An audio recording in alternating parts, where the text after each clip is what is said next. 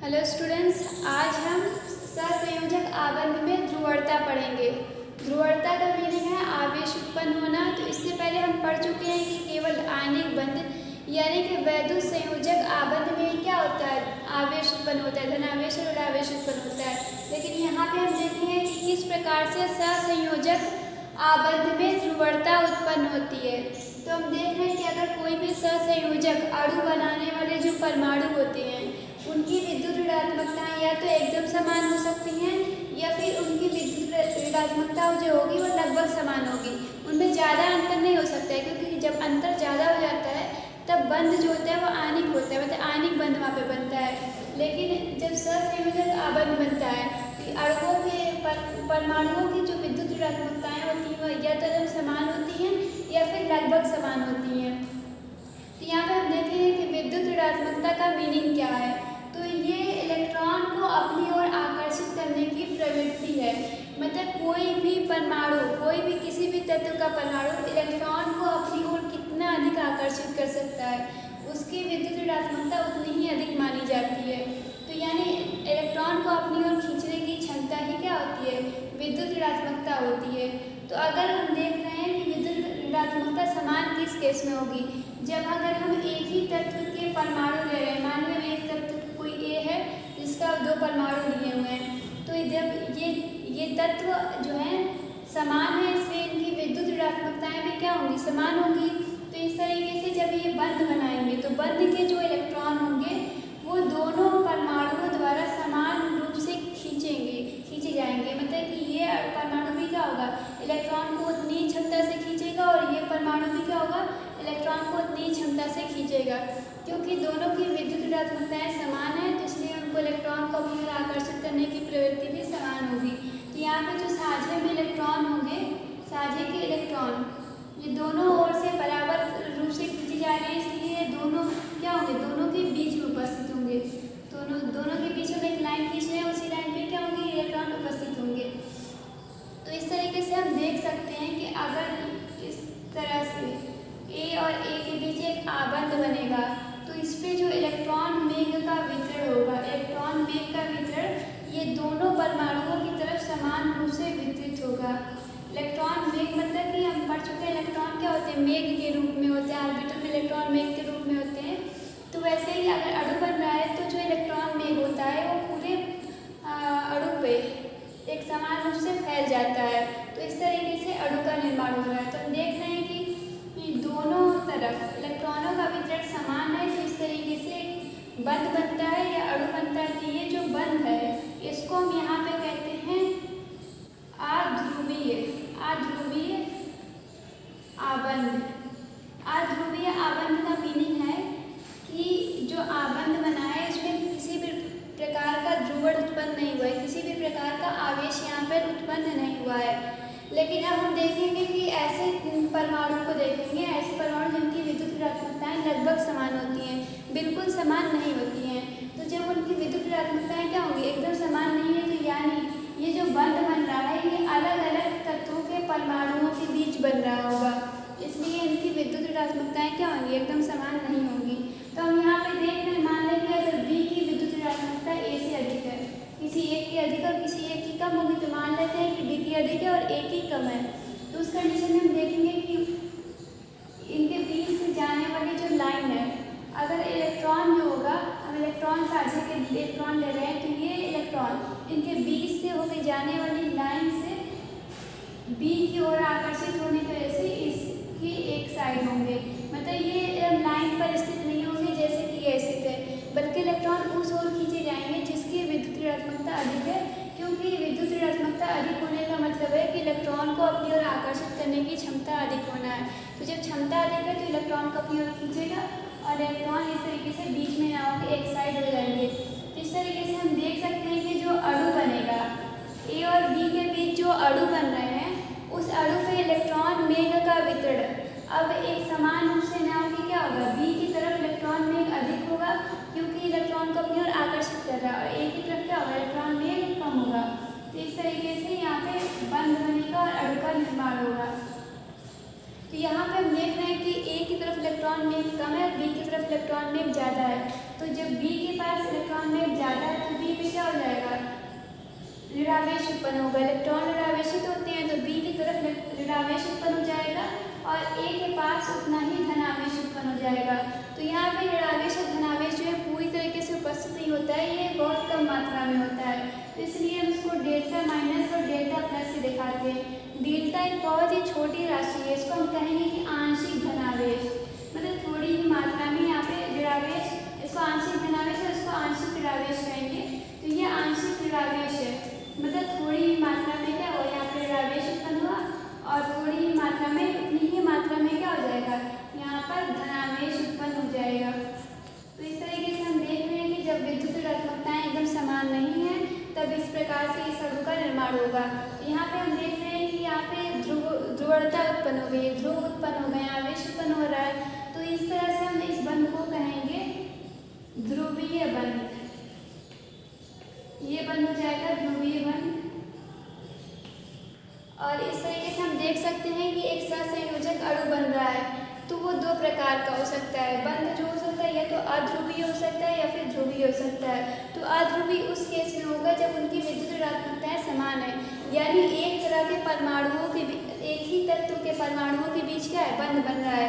लेकिन जब बंध अलग अलग तत्व के परमाणुओं के बीच बनेगा तब जो अणु बनेगा उसमें जो बंध होगा वो ध्रुवीय बंध होगा। अब यहाँ पे हम इस कंडीशन को देख रहे हैं कि इस तरीके से सहसंयोजक आबंध में ध्रुवणता उत्पन्न हो रही है। तो ध्रुवणता जो उत्पन्न हो रही है, यहाँ पे हम देख रहे हैं कि क्या है, एक परमाणु है उसमें धनावेश उत्पन्न हो गया है और दूसरे परमाणु पे क्या हो रहा है, उतना ही ऋणावेश उत्पन्न हो गया है और दोनों एक दूसरे से बंध के द्वारा बंधे हुए हैं।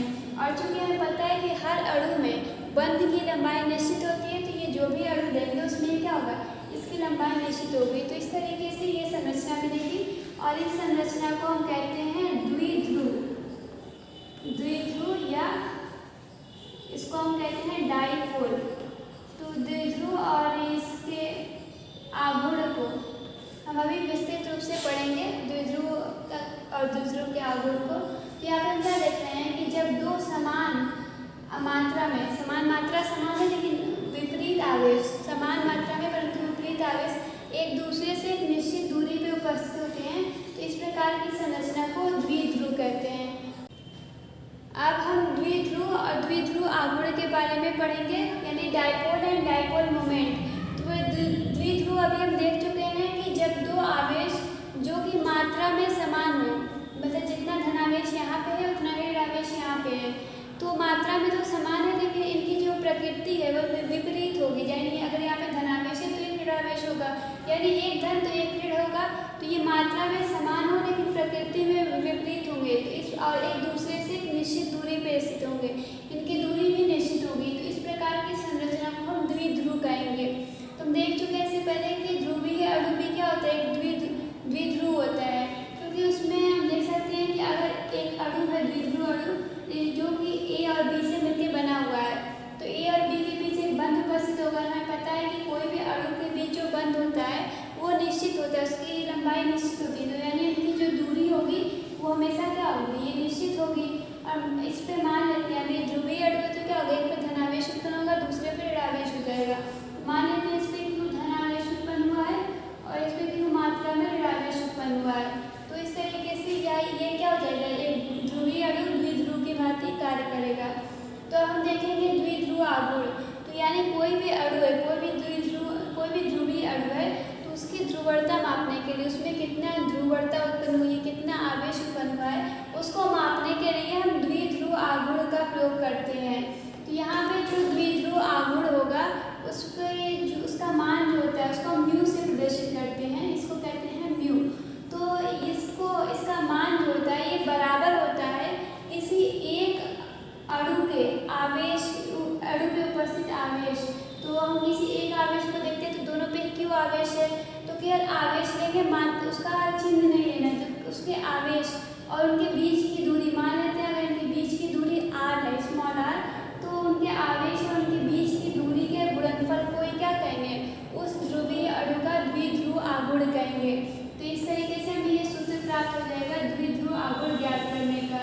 और ये एक सदिश राशि है, इसकी दिशा होती है, एक सदिश राशि है तो इसकी दिशा जो होती है ये धन से ऋणावेश की ओर होती है। यानी अगर ए और बी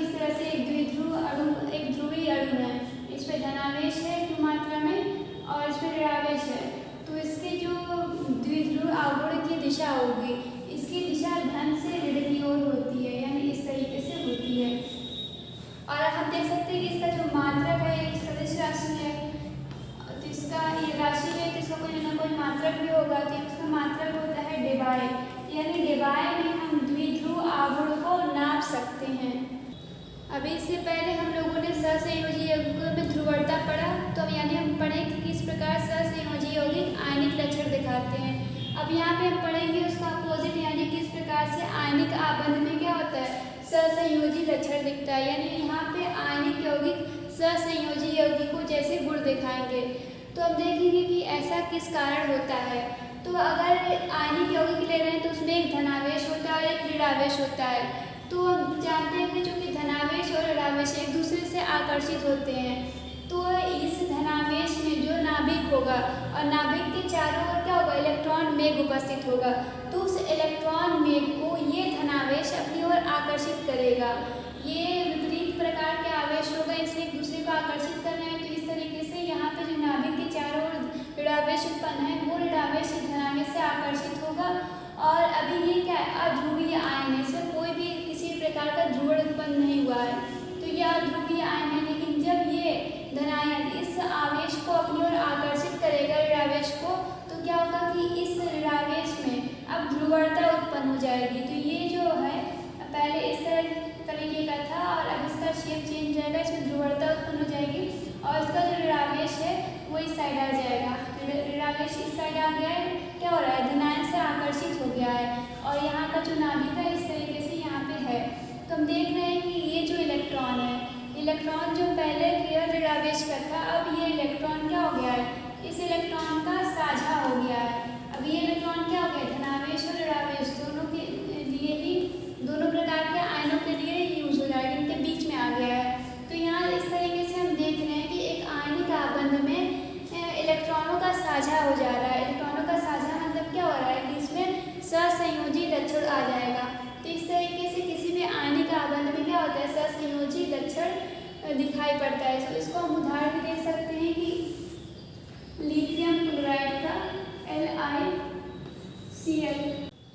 तो यदि हम लिथियम क्लोराइड की विलेयता देखें तो हम देख रहे हैं कि लिथियम क्लोराइड जल में कम विलेय है, जबकि अगर इसकी विलेयता हम कार्बनिक यौगिकों में देखें तो यह अधिक विलेय है। जबकि हम जानते हैं कि कोई भी आयनिक यौगिक वो जल में अधिक विलेय होता है और कार्बनिक विलायकों में कम विलेय होता है, जबकि लिथियम क्लोराइड आयनिक यौगिक होते हुए भी इसके विपरीत लक्षण दिखा रहा है। ये सहसंयोजी यौगिकों जैसा लक्षण दिखा रहा है। सहसंयोजी यौगिक कार्बनिक विलायकों में अधिक विलेय होते हैं और जल में कम विलेय होते हैं। तो इस तरीके से हम देख रहे हैं कि लिथियम क्लोराइड में आयनिक लक्षण की जगह सहसंयोजी लक्षण दिखाई पड़ रहा है। तो ये लक्षण इसी प्रकार के इलेक्ट्रॉनों के साझे की वजह से उत्पन्न हुआ है। अब हम फजान का नियम देखते हैं। तो फजान का नियम हम देख रहे हैं कि ये आयनिक आबंध में सहसंयोजी लक्षणों से संबंधित है। तो ये आयनिक आबंध में जो सहसंयोजी लक्षण उत्पन्न होते हैं तो वहाँ पे कितना अधिक इलेक्ट्रॉनों का साझा होगा, यानी कितनी अधिक ध्रुवणता उत्पन्न होगी, उसको प्रभावित करने वाले क्या क्या कारक हैं, मतलब ध्रुवणता अधिक कैसे उत्पन्न होगी, तो उसको बताने के लिए फजान का नियम दिया गया है। तो पहला एक कारक ये है कि अगर आयनों के आकार पर निर्भर करता है, अगर धनावेश का आकार जो है कम है और ऋणावेश का आकार अधिक है, मतलब धनावेश छोटा है ऋणावेश अगर बड़ा है तो वहाँ पे ध्रुवणता जो होगी वो अधिक उत्पन्न होगी। और सेकंड है कि आयनों के आवेश की मात्रा पे, तो अगर जो धनायन और ऋणायन दोनों पे क्या होगा, अगर आवेश अधिक होगा तो ध्रुवणता भी क्या होगी, यहाँ पे अधिक होगी, यानी इलेक्ट्रॉनों का जब साझा हो रहा है वो अधिक होगा, यानी वहाँ पे सहसंयोजी लक्षण अधिक उत्पन्न होंगे। तो इस तरीके से हम देख सकते हैं कि फजान ने दो नियम दिए हैं कि एक आयनिक यौगिक सहसंयोजी लक्षण कब अधिक दिखाएगा। एक ये कि जब ऋणावेश छोटे होंगे, धनावेश बड़े होंगे तब, और सेकंड ये है जब उन पे आवेश की मात्रा अधिक होगी तब।